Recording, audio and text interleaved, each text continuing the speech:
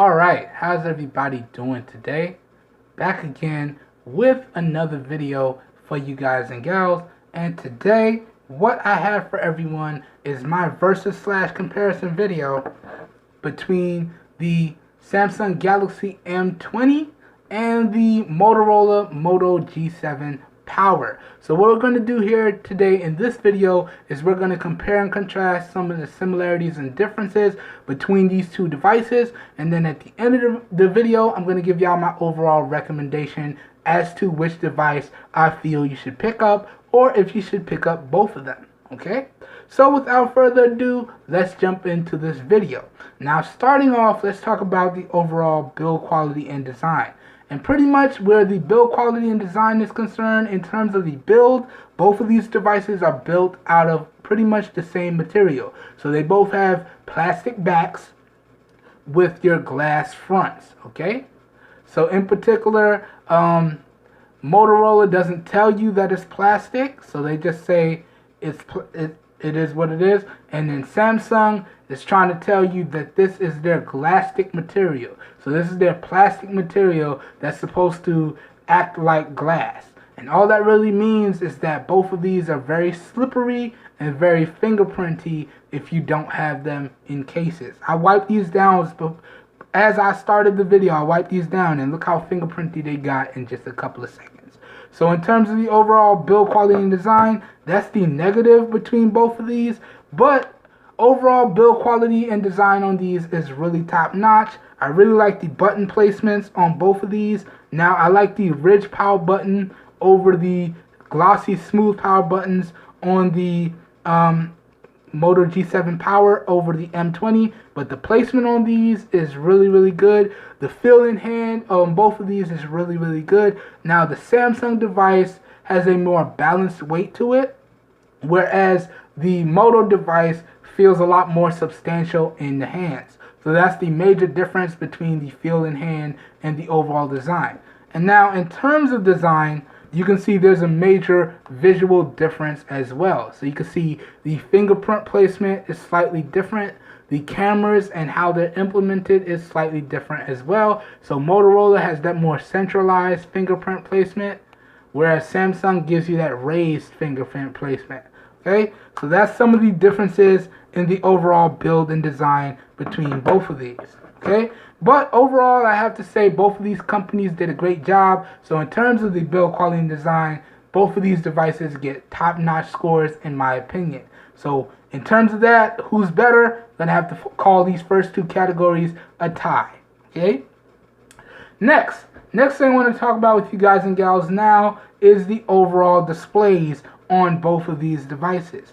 Now, in terms of the Samsung device here, we have a 6.3-inch TFT display with a screen density of 409 pixels per inch, and this is in the 1080p resolution.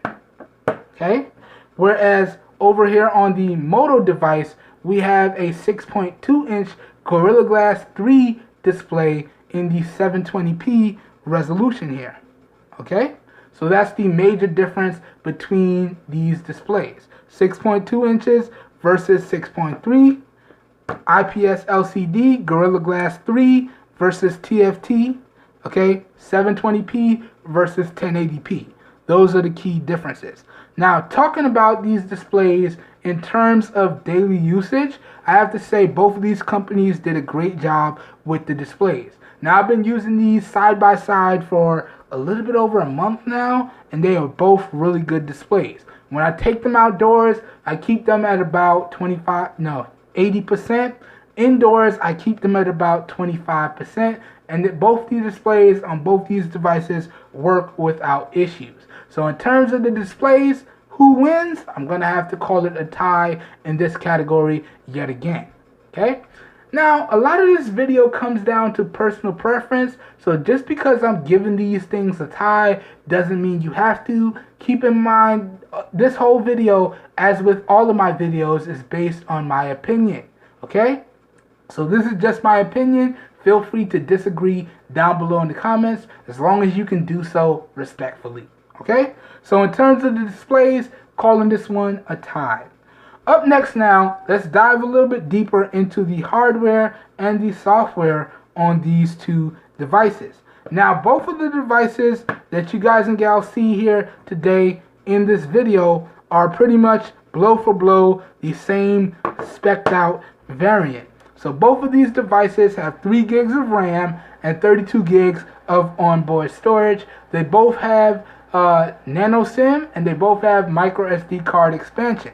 Where they differ, the M20 supports dual SIM along with its dedicated nano SIM, whereas this version of the G7 Power only supports 1 nano SIM and 1 micro SD card. Okay, the M20 has dual cameras on the back, a 13 megapixel primary sensor and a 5 megapixel ultra-wide sensor, which is capable of up to 1080p video recording, whereas the G7 Power just brings down the same cameras and loadout from the regular G7. So you have one primary 12 megapixel camera on the back, which is capable of up to 4K video recording and 1080p slow motion. Okay, alright, and then on the front, they both have 8 megapixel front facing cameras. Okay, both capable of recording up to 1080p at 30 frames per second.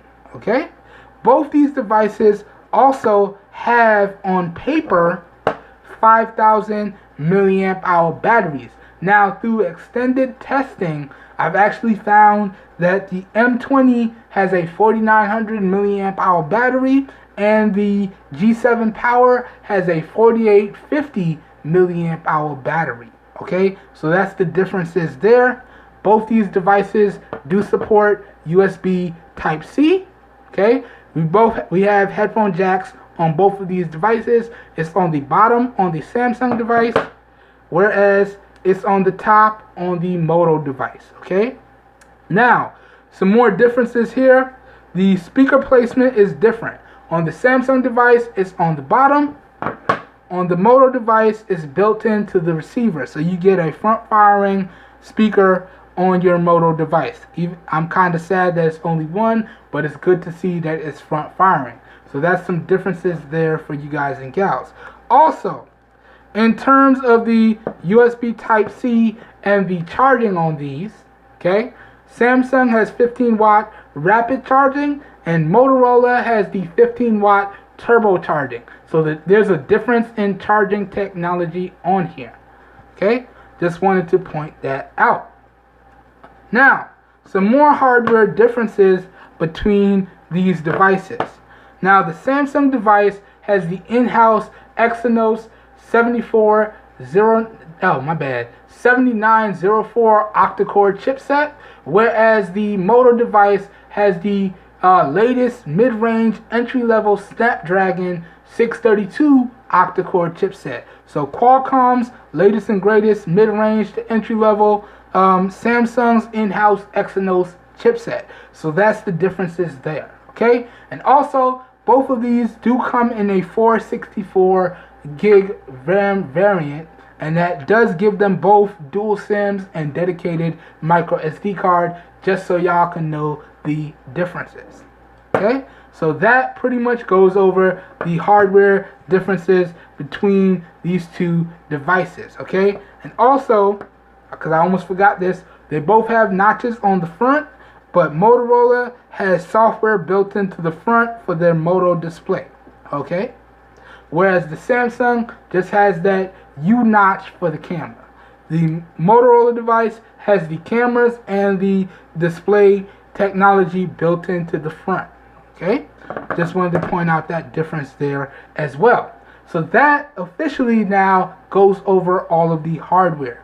Now, in terms of software, the Samsung device is running Android 9.0 Pie with One UI, and the Moto device is running Android 9.0 Pie with the Motorola UX on top.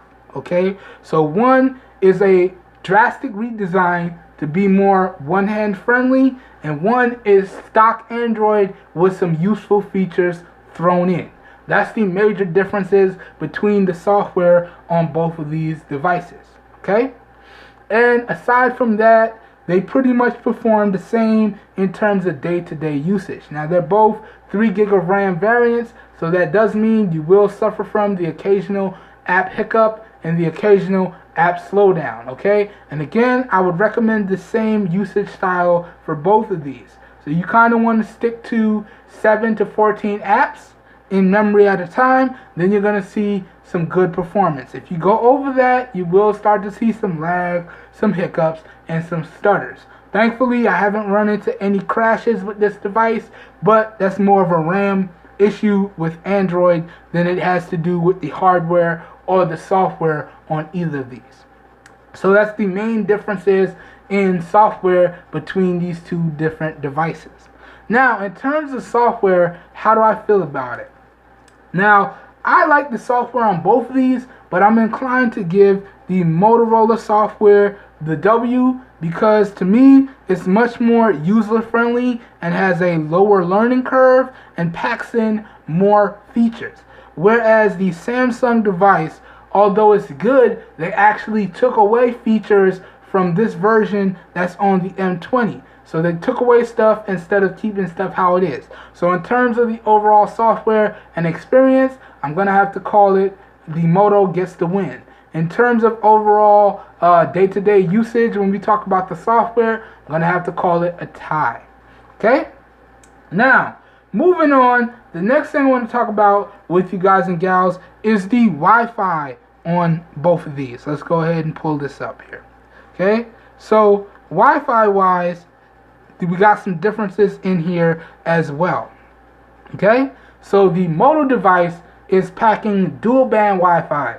So that means you have support for your 2.4 gigahertz band and your 5 gigahertz band Wi-Fi. Whereas the Samsung device is only packing single band Wi-Fi, so single 2.4 gigahertz.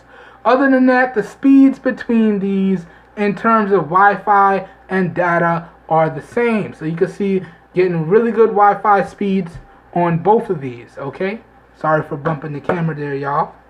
And really good data speeds on both of these. Now, I've been testing these with the same two carriers, so AT&T and T-Mobile, and these are my results throughout my tests, okay? So in terms of Wi-Fi performance, I would call it a tie, but now let's go ahead and do this in real time. Let's go ahead and pull up a YouTube video and give y'all a real-time Wi-Fi demonstration, which will also double as a real-time speaker test as well. So let me go ahead and pull this up over here. Alright, and we've already maxed out the speakers on both of these, so let's see who's going first. Let's do the Moto first this time. Alright, so now I'm gonna stop talking and we're gonna give y'all this speaker test. Alright, enjoy y'all.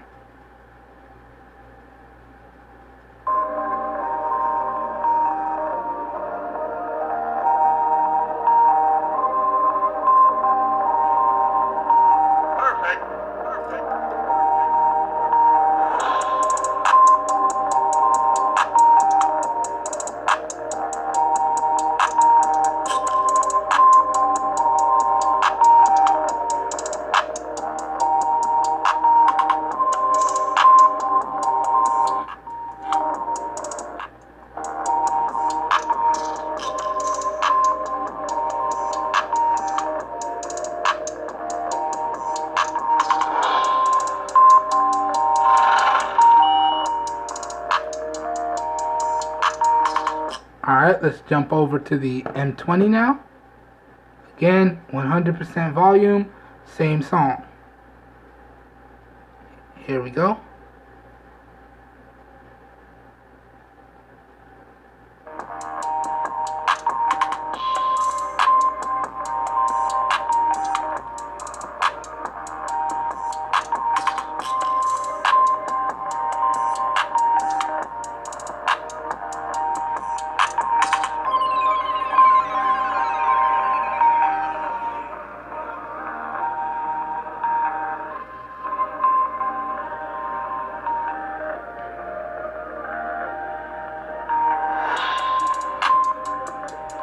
Okay, let's scrub through the videos now and see how the Wi-Fi performs.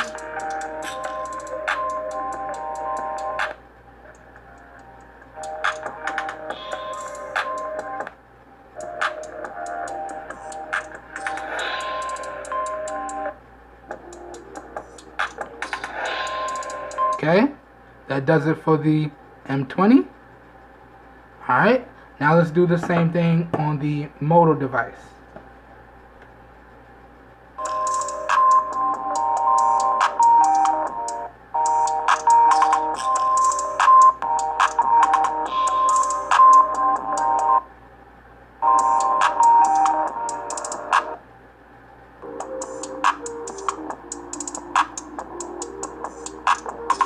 Okay, so that does it for the Wi-Fi performance test on the Moto G7 Power.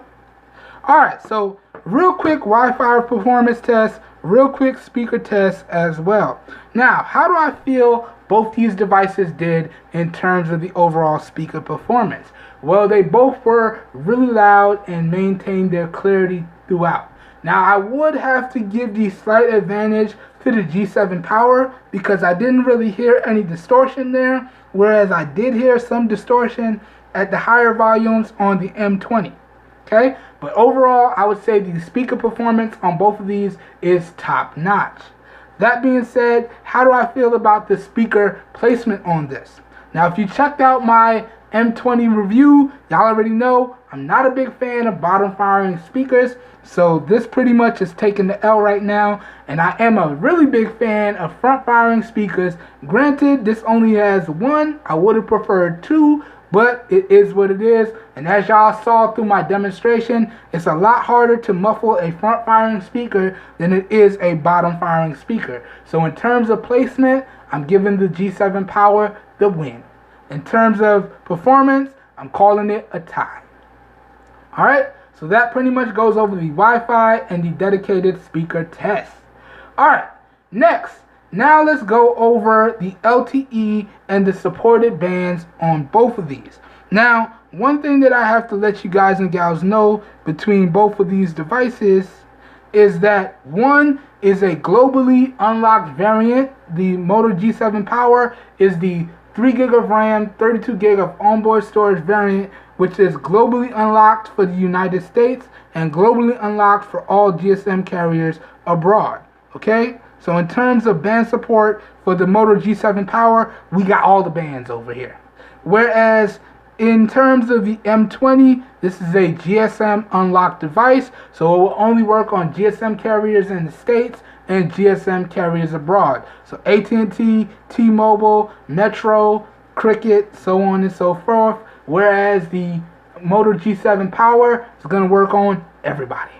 Anyways, let me show y'all these bands, and as long as your carriers have these LTE bands or these GSM bands, you should be good to go. So here's the M20. Now if this is unclear, I'll throw up a screenshot in post. Bam, right there. And here is the G7 Power. Bam, right there. Okay, just so y'all can see that. So, in terms of bands and support, we're going to have to give the W to the Motorola device. Now, I'm more inclined to give it a tie because I do plan on picking up the GSM variants of these phones, which are 4 gig of RAM, 64 gigs of onboard storage variants. But at least for this video here today, we're going to have to give the W in LTE and band support to the G7 Power. Alright? So, let's keep it moving. Up next now, let's go over the Bluetooth and Bluetooth performance on both of these.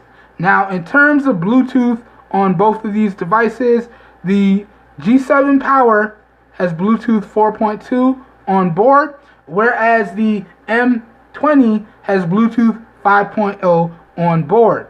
Okay, so that's the major difference between the Bluetooth versions on these devices.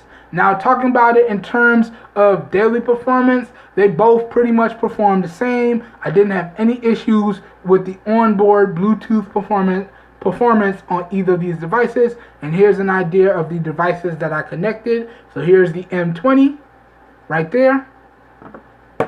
And then here's the G7 Power right here.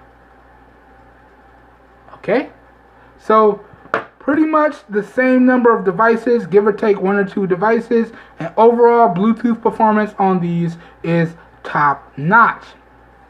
Now, the next thing I want to go over with you guys and gals is the overall GPS performance on these. Let's go ahead and pull up my last test on both so y'all can see what I'm working with here. So we got that pulled up over there. Let's go ahead and pull it up over here. Alright, so this was my last GPS test on both of these devices. This one was like a couple days ago, and then this one was a couple hours ago. So in terms of the overall GPS performance on these, they both perform pretty much similarly, but you can see from me running the test, y'all can just see right here, in terms of actual hardware, the M20 seems to have the better GPS module. You can see, now I stood in the same locations and ran this test. And you can see with the M20, we have way more satellites in view, and the strength of the signal is a lot better. Whereas for the G7 Power, same location mind you, you can see we got less satellites in view, and the strength of it is not too good. Okay? So y'all can see the difference there, and also there are some accuracy differences as well. So 4 meters accuracy here, and 3 meters accuracy on the M20. So at least as far as actual tests are concerned, the M20 has the advantage. But putting the tests aside and talking about these in terms of day-to-day performance, I would have to say they both pretty much perform the same. Didn't have any issues with turn-by-turn navigation or anything that took advantage of the onboard GPS on both of these. So GPS performance on both of these is top-notch, and we're going to have to call it a tie in this category. And this is a big category for me because I'm very GPS dependent. Okay? So if you're like myself, you should be good to go with either of these. Now, moving on, let's talk about the call quality and speaker call quality on both of these devices. And again, this is another tie in this category as well. Whether I was taking receiver phone calls or speaker phone calls with either of these devices, didn't have any issues. Callers didn't have any problems hearing me. I didn't have any problems hearing them. So call quality and speaker call quality on both of these devices is top notch. Alright? Now, let's get into talking about the cameras and the overall camera experience between both of these. Again, 8, 13, and 5 on the M20, and 8 and 12 on the G7 Power. Again, differences: capped at 1080p resolution for everything on the M20, no slow motion, no 1080p 60, no 4K. 4K, slow motion, 1080p 60, everything on the G7 Power. Just no secondary lenses, okay? Now, that being said, that was just a quick recap so y'all know the differences. How do I feel these cameras perform in the 3 different criteria? Point and shoot photos, point and shoot video, and audio capture. In terms of point and shoot photos, I would have to say both of these devices are tied. As long as you make sure that you have some pretty decent lighting for either of these devices, you should be good to go. And in terms of launching the cameras, it's super easy on either of these devices. So quick double press on the Samsung. Quick double press. And we enter the cameras right there, and you're good to shoot. Whereas if you want to get into the cameras on your Moto device, quick flick of the wrist, and we enter the cameras, just that easy. And you can see actual point and shoot status is on point with both of these. So quick, boom, snap, done. Alright, and as long as you're mindful of the lighting, they both take really good photos. So overall point and shoot photo performance, tie. Overall video capture capabilities in terms of point and shoot video, tie. Okay?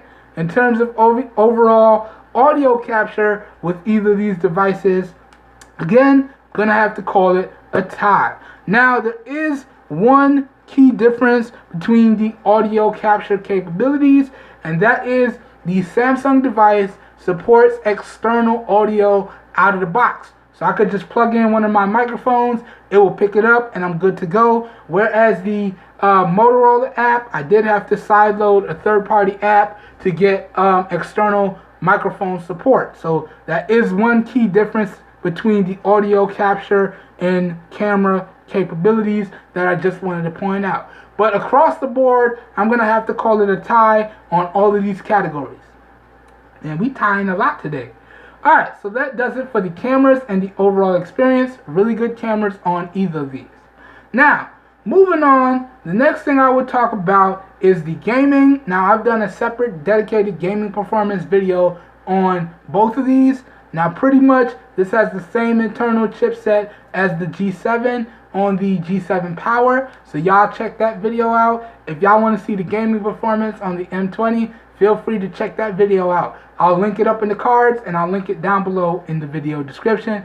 But these pretty much perform the same. They heat up with intensive usage, and you have to be mindful of the apps you have running in the background. But as long as you keep in mind those two things, you should have an enjoyable experience when it comes to the gaming. So we're calling the gaming performance a tie as well.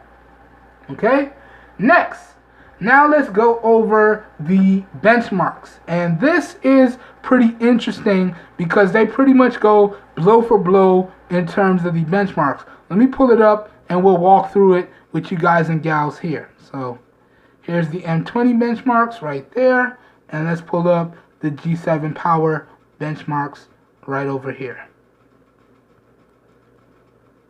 Okay? So starting off with the first benchmark, you can see this is the 3D Mark Ice Storm Unlimited test. For the M20, we score a 13,606 right there. For the G7 Power, we score a 14,599 right there. Okay? Alright, now, in 2.2, for the G7 Power, we score a 104,263, and you can see the individual breakdowns right there. Get y'all that close up. Bam. Whereas on the M20, we score a, whoops, didn't mean to zoom in. Back up, boss. Whereas on the M20, we score a 114,889, and you can see the individual breakdowns right there. Okay? Now, keep it moving here. This is the Geekbench 4. So you can see for the M20, we score a 1336 single core and a 4107 multi-core. Okay? Whereas on the G7 Power, we score a 1248 single core and a 4096 multi-core. Okay? Just so y'all can see them differences. Now, let's keep it moving. Moving on to the Geekbench compute test, y'all can see we got a decent difference here. So, for the G7 Power, we score a 2,719 right there.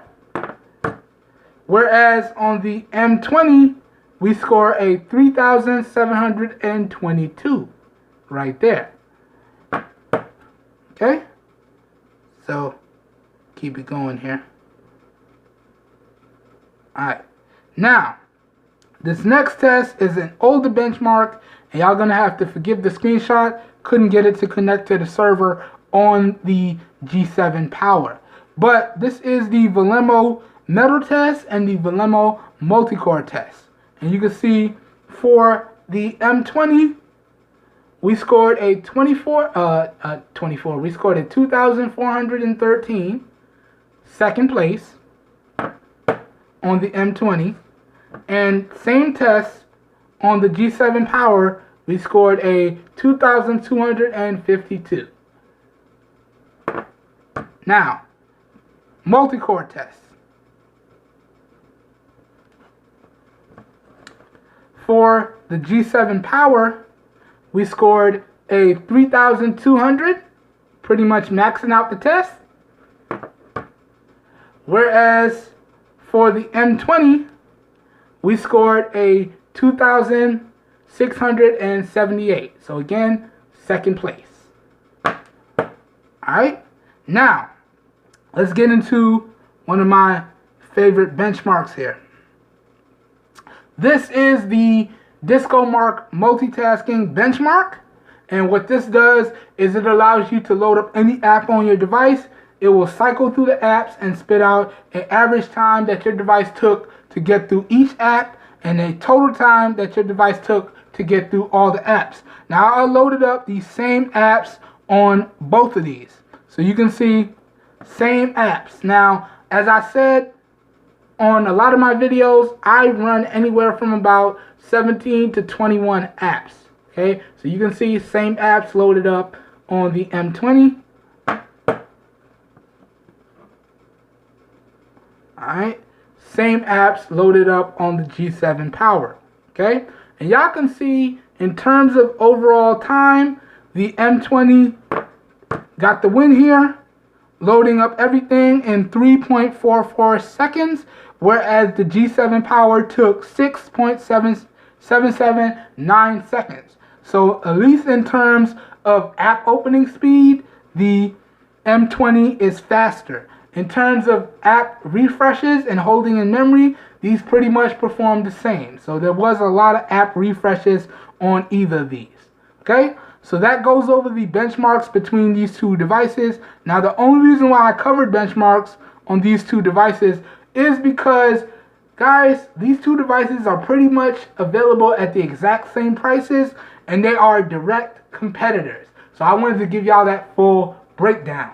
Okay, so that goes over the benchmarks between the M20 and the G7 Power. Next, now let's talk about overall battery life and overall charge times. And before I do this, I want to verify some things for you guys and gals yet again. Okay, so for the M20 here, we actually have a 4,900 milliamp hour battery. Okay, so I'll leave a link to the channel that did this beautiful teardown with these crispy images down below in the video description, but you can see there it's actually a 4,900 milliamp hour battery. Okay, it says 5,000, but it's actually a 4,900 milliamp hour battery. And I actually went a step further and I verified all of this using my battery apps. So this is Ampere. Again, you can see 4,900 milliamp hour battery. Okay, and then lastly, we got AccuBattery here. So let me pull that up. Looks like I got a comment coming in. I got to check that out when I'm done. So AccuBattery, we go to health, and you can see 4,900 milliamp hour battery, and you can see the overall health of the battery. Okay, just wanted to verify that. And then over here on the G7 Power, we can also verify the same thing.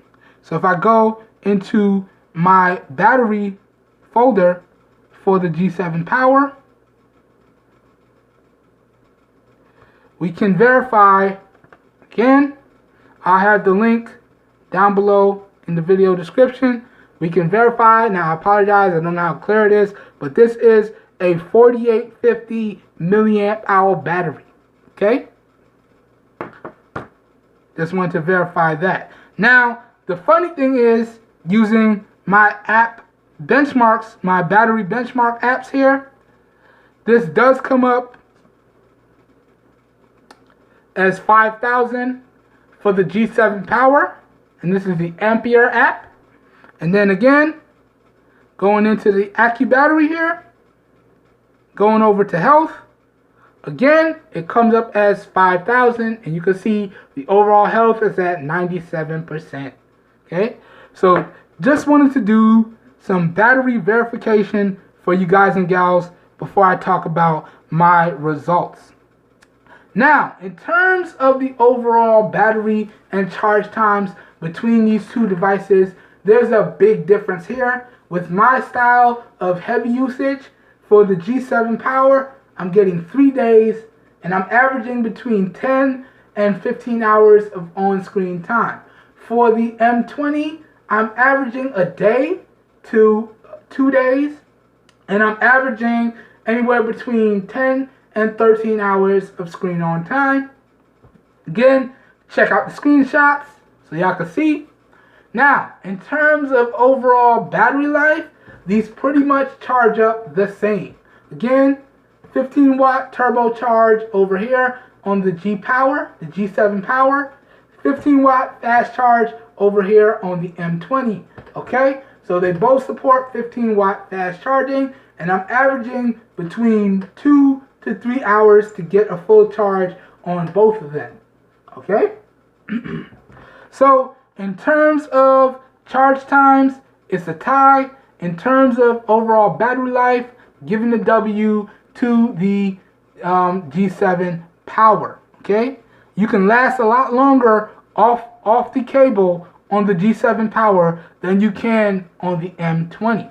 Okay, and I would equate that to two things. Okay, I was gonna say larger battery size, but it's not. I would equate that to two things: the software and the resolution of the display. Okay, again, 720p resolution, close to stock software, so it's not taking much to run this. Whereas we have a 1080p resolution here on the M20, and we got a heavy skin on the M20. So that's the differences that I would equate to the differences in battery life. Keep in mind, this was just my particular results. Your guys and gals' results may vary because we all use our devices differently, and we all don't charge our devices the same way. Okay? Now, moving on. Now we've reached the last part of this versus/comparison video, and this is where I want to talk about the price between these and give y'all my overall recommendation or two. Now, just so y'all know, I was able to get the Moto G7 Power from a really good friend of mine, aka your boy Two Phones. I Take You Out guy hooked me up with a really good deal on this one. He let me get that off him for $100. Thank you for the solid deal, bro. Really appreciate that. Whereas I picked up the Samsung Galaxy M20 from Amazon. This is the international GSM unlocked variant. I picked it up for about $185. Okay? Just so y'all know the differences there. Now, if you're looking at picking these two devices up right now today in these exact variants, $332 for the G7 Power is going to run you about $170, $175 for this variant y'all see here in this video. Whereas for the M20, it's going to run you about $180 to $200 for the variant y'all see in this video. Now, if you want the maximum storage variant, so 464 on either of these, that's going to run you $200 on both of these. So $200 for 464 over here, or $200 for 464 over here. And that will also get you dual SIMs here and dual SIMs here. Okay, still maintaining your micro SD card slot. Now, that being said, if these are available for the exact same price, which one can I recommend you go with? Well, this is a tough one because putting these software differences aside, because that's basically personal preference, putting aside the resolutions, because some people may like higher resolutions than others, and other people may not care.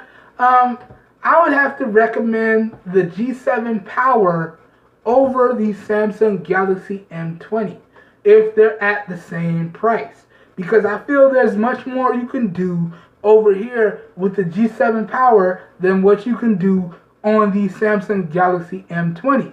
So if you're choosing between these two devices and they're at the same price, go ahead and pick up the G7 Power. That's my recommendation.